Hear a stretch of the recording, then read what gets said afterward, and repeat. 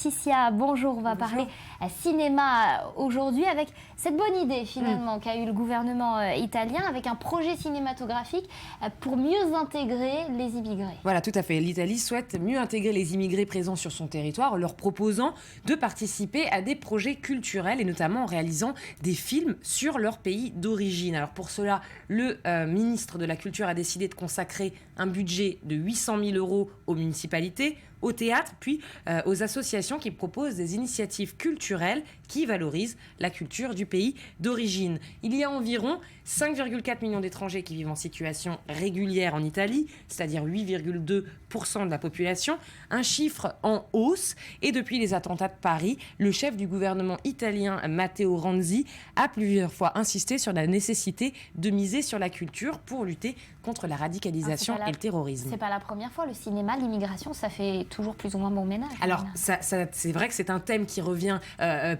surtout ces dernières années, qui émerge de plus en plus ces dernières années, mais depuis longtemps, eh bien, le cinéma ignorait cette question. Alors c'est vrai, en 1917, Charlie Chaplin nous proposait L'Immigrant, c'est un des premiers films, une des premières œuvres majeures du cinéma. On va regarder quelques images.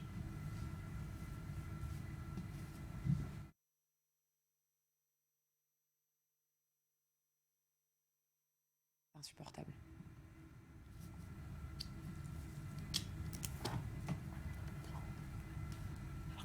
Alors voilà pour Charlie Chaplin.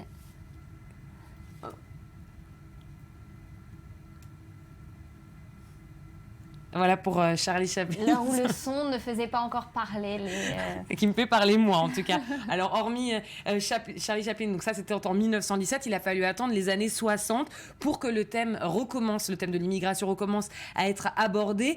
En Italie évidemment, Visconti avec Rocco et ses frères, qui est un autre chef-d'œuvre du cinéma international, où c'est une famille là qui fuit la Sicile pour s'installer au nord de l'Italie à Milan. Il aborde l'immigration Visconti sous un angle économique. Tout le film est axé sur la difficulté d'adaptation des membres de cette famille dans l'Italie d'après-guerre, puisque les immigrés sont d'abord des gens qui sont déracinés, arrachés à leur contexte. Et quand on y pense, finalement, les immigrés, c'est un peu eux aussi qui ont fait le cinéma américain. D'abord avec America d'Elia Kazan, qui a finalement inspiré les plus grands réalisateurs comme Martin Scorsese, Coppola, même Spike Lee, qui sont issus eux-mêmes de l'immigration et qui proposent bien une vision globale de l'immigration dans les pays internationaux. Et donc on continue avec cette lignée organisée, orchestrée par le gouvernement italien. Merci beaucoup Laetitia, merci Marie d'avoir été